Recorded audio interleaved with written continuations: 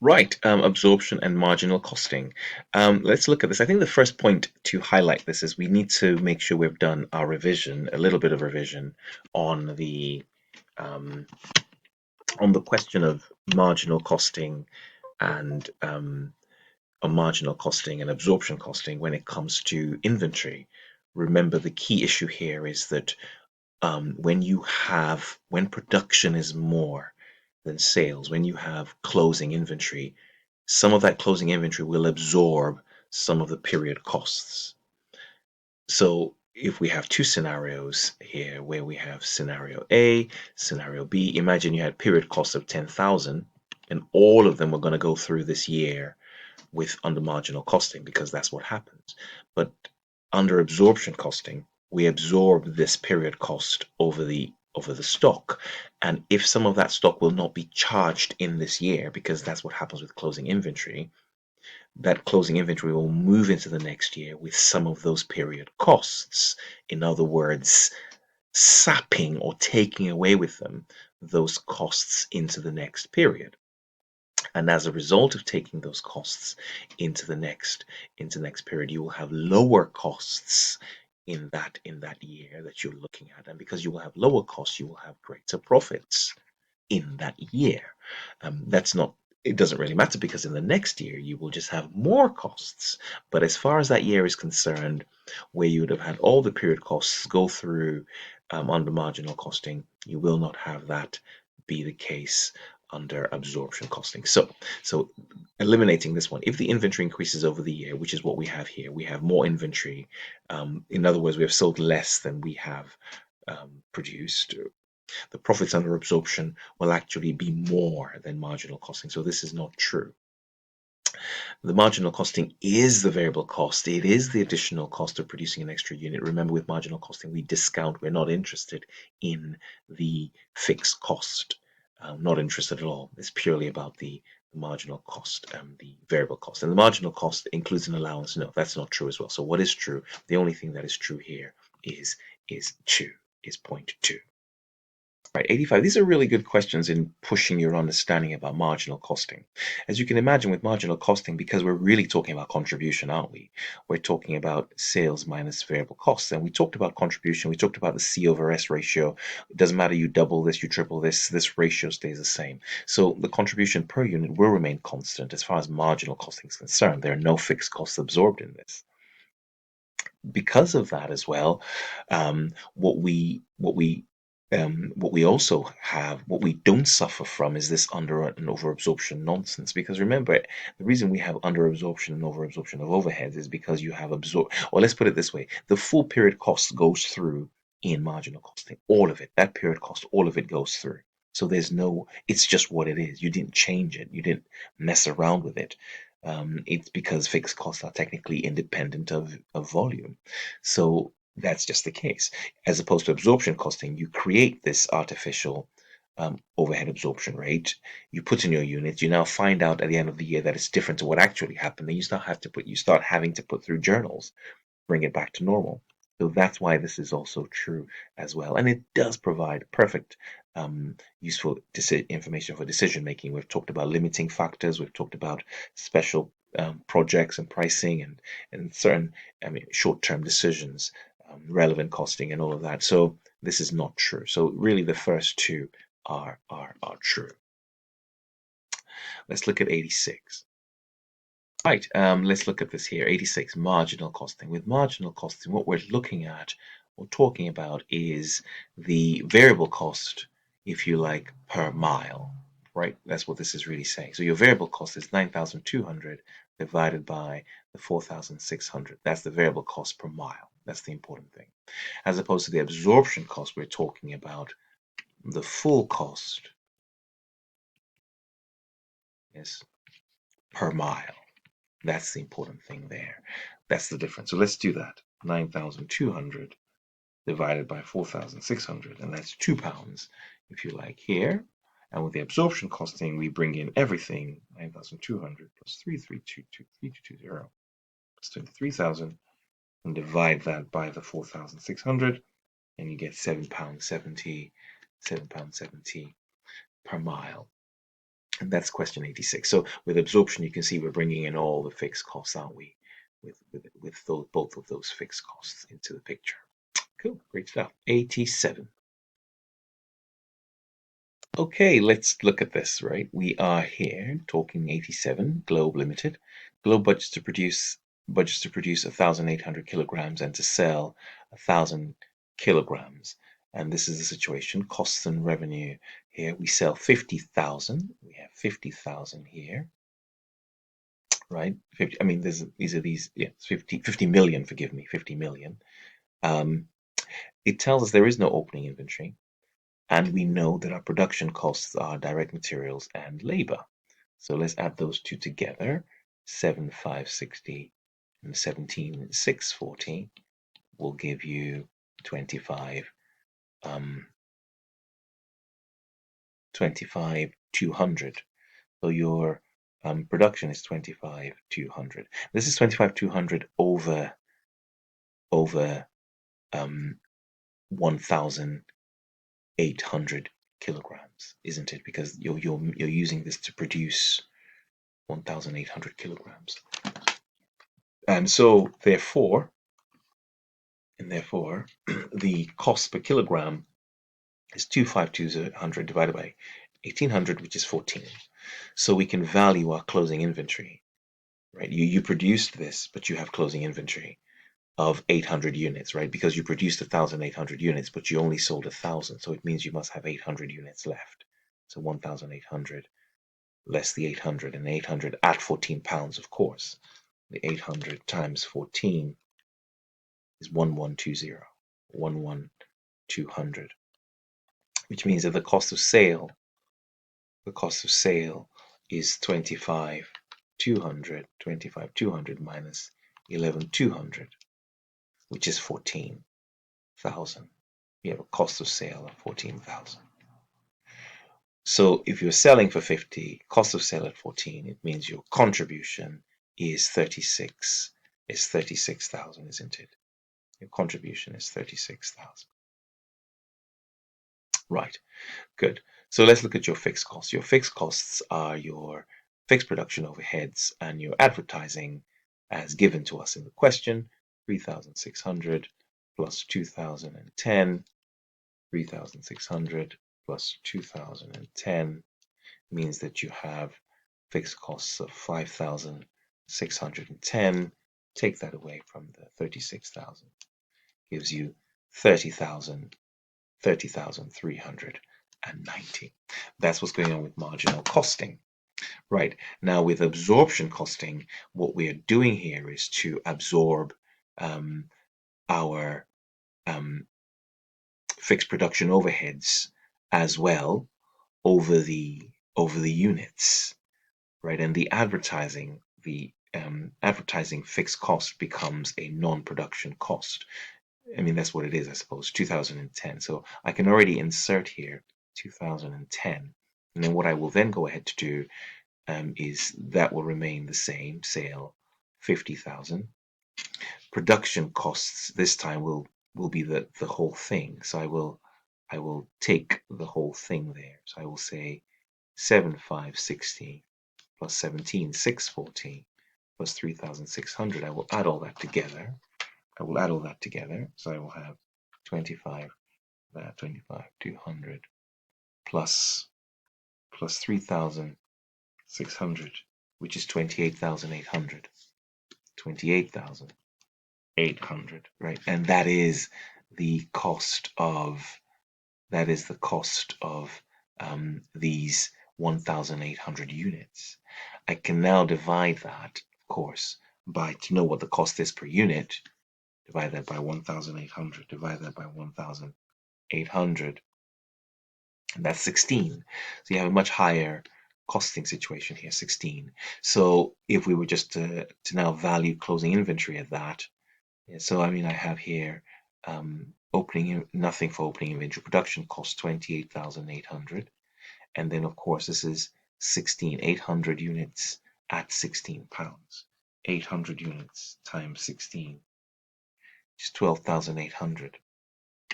12,800, and then you take that 28,800, and that's 16,000. So your cost of sales is 16,000. Cost of sales is 16,000, which gives you a gross profit of 34,000.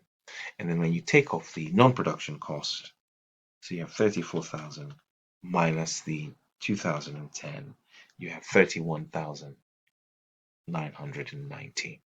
Yes, and that's how you deal with this. That's how you deal with this. Cool, great stuff. And that's 87. Question 87. Yeah, let's move on to 88. Okay, let's look at question 88. And what we see here is that they want us to produce a marginal costing statement, and we have the selling price given to us here at 12, and that's £12 times however many units we sold, and that's 12,000. So that's that times 12,000, and that's 144. And then we have 1,000. Because we're talking about marginal costing, this is all at £2, isn't it? So we see that we have, sorry, that's all at £7. This is all marginal costing. We're only interested in the variable costs. So we have opening inventory, just work with it, 2,000 at 7. You produced 15,000 units at 7. So obviously your closing inventory, if you sold 12,000 units, yes, if you sold 12,000 units and you had opening of 2 and you've made another 15, that means you had 17. So that means you had closing inventory of 5, didn't you? You must have had closing inventory of 5 at 5,000 units at £7 as well. So we have here 14,000. We have here 7 times 15. 7 times 15. 7 times 15 is 105. So you have 105,000. And then here you have 35,000. So you're going from 14,000 plus 105,000 minus 35,000 is equal to 84,000. So that's your cost of sale, and those are your sales. So therefore your contribution should be 144,000 minus 84,000, which is equal to 60,000. Now the fixed costs that we're dealing with here, your fixed costs, the period costs, of course, and your oops, sorry, it's almost as though I can't see that anymore. Your fixed costs are 30,000 here per month. That's all I can see. I can't see any other little tricks or anything. So that's your fixed cost of 30,000, and you have 30,000. Take that away, and your profit for the period is 30,000. 30,000. Okay, and so part B, what they're really trying to do here is to get you to sort of think about what's going on here. Now, I think I've stressed the fact that with absorption costing, we absorb this fixed overhead over the production, right? During production, we had overheads of 30,000 spread over the production units. That's how it works. So you have put in basically an extra £2 with this 4 plus 3 for every unit. Now, let's be very clear as to what's happening here. What we're saying here is this. Under absorption costing, in opening inventory, right here, you introduce a cost. I repeat, you introduce an extra cost of 2 on every unit, and that's 2 times 2,000 units. You introduce a cost of 4,000. You introduce a cost of 4,000. But with closing inventory, what you do is you have 5,000 units, and you take out from the process, a cost from the system, right? From the system, you take out a cost of £10,000, right? Because if you like, so you introduce a cost of 4, but you take out a cost of 10. So you bring in 4, which is what you're doing with opening inventory, into the system with absorption costing. and you take out a cost of 10,000 because this is closing inventory that's going, if you like, to the next period. But with absorption costing, you're taking this out. You're taking this out. Taking this out. But you're bringing this in. You're bringing this in. So the current system is currently sitting at 30. So if you're taking out a net cost, you're bringing in 4, you're taking out 10, you're taking out a net cost of 6. Taking out a cost is the reverse of bringing in a profit. I mean, taking out a cost increases profit. So in effect, because we're taking out that cost, we are increasing the profits from 30,000 where they currently are to 36,000. I think it's really important to sort of see that the fact that if I increase this by another 2, I'm reducing this cost by 10. And if I bring in another 2 here, I'm increasing this by 4. So I'm almost asking you to sort of recalculate this, but add 4 here, take 10 out here. You will have 36,000. Right? So the answer is 36,000. I think maybe a good idea is to actually do it, and do it with, everything now being with the new additions, and you will see that your answer will be 36. I think that's a foolproof way to be safe with this. But for now, hopefully you can see how that translates naturally as change. Okay, great stuff. So your answer there is 36,000. Right, let's look at question 89. 89, we have the contribution per unit, and that's 40 minus 12, and that is I'm sorry, 40 minus 12 minus 4, because these are both variables, aren't they? So 40 minus 12 minus 4 takes us to 24. So you have a contribution of £24 per unit. When we now consider the profit per unit, we are also ensuring we cover the fixed costs. And so you have 120,000 here divided by 12,000, and you have £10 here. So you take off another 10, and that takes you down to 14. It takes you down to £14 per unit. Per unit. Now they wish us to look at this from the absorption costing point of view in a way which is kind of nice, because we have now calculated what the full cost is. The full cost of making a unit would be 24, won't it? Because if the profit is 14 per unit and the selling price is 40, the cost of making a unit is 26. Forgive me, 26, which is the 12 plus 4 plus the 10, yes, that we are absorbing. Anyway, what do we have here? What we have here is we have a scenario where we start off with 500 units at 26. Then we have production costs. We produced 12,000 units. 12,000 units at 26. And we had closing inventory. I mean, the question says that you sold. The budget is to sell 10,000 units. So if you have, in effect, you have 12,500. So in effect, you have closing inventory of 2,500 units. 2,500 units at 26. So let's quickly work those out. Then that's 10,000 units. You're selling these at 40. So that's 400,000. So let's quickly work out the costs. 40, yes.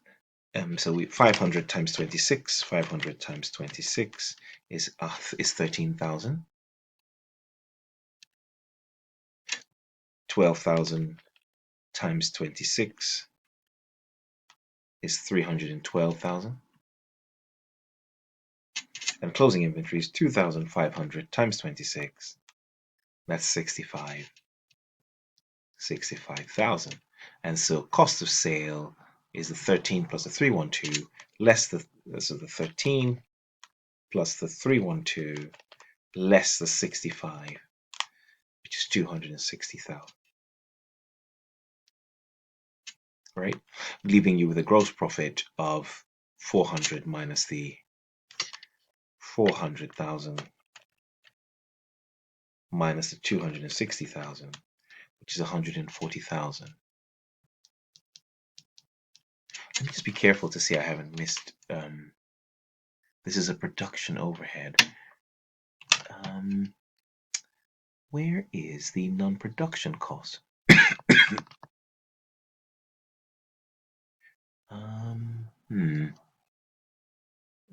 Can't find the non-production cost. I'm just looking carefully at this question. Because here, this says clearly this is a production overhead. It should give me some non-production cost. There seems to be a table for it because I've absorbed this production overhead. It's a production over the units. Unless there's none, which is a bit of an interesting point. I'm going to assume for now that there is none. I can't find it. It's not jumping out at me. So on those grounds, I will call the profit 140,000. Okay, great stuff. And therefore, under marginal costing, I will just change my pen color.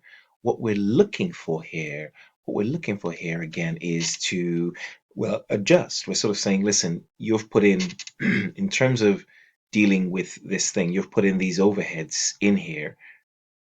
You know, your marginal costs are 16, but you've put in, for every unit, you've put in 26. So your opening inventory has 10 extra, 500 times 10. So you've put in the process of getting your absorption costing answer, you've put in a cost of 5,000 extra, and you've taken out a cost of 2,500 times 10, because this is the overhead absorption that you've absorbed. We don't want to do that. We're trying to reverse that, in effect. So you've put in 5,000 and you've taken out a cost of 25,000. So you've put in a cost of 5,000, taken out a cost. So in effect, in this statement, you've taken out a net cost of 20,000. But if I were to add that cost back in of 20,000, that would be to reduce my profits by 20,000, right? Because ultimately, we would want to put all these costs through at once. And that's what's happening here. That the idea is that marginal costing has all the costs as they should be. Absorption costing removes a lot of this cost because of this business going on here with the absorption of the overheads over the inventory. And this currently would move into the next period, but we want to now reinstate this cost back. And in the process of reinstating that cost, in effect, we are reducing the profits by 20,000, bringing this down to 120,000. Right, and that's what's happening under that, and that's your marginal costing figure. And again, you can see it seems there's quite a bit of work here, but we'll come back and of course we will do these other questions and to kind of keep reinforcing this message as we go along.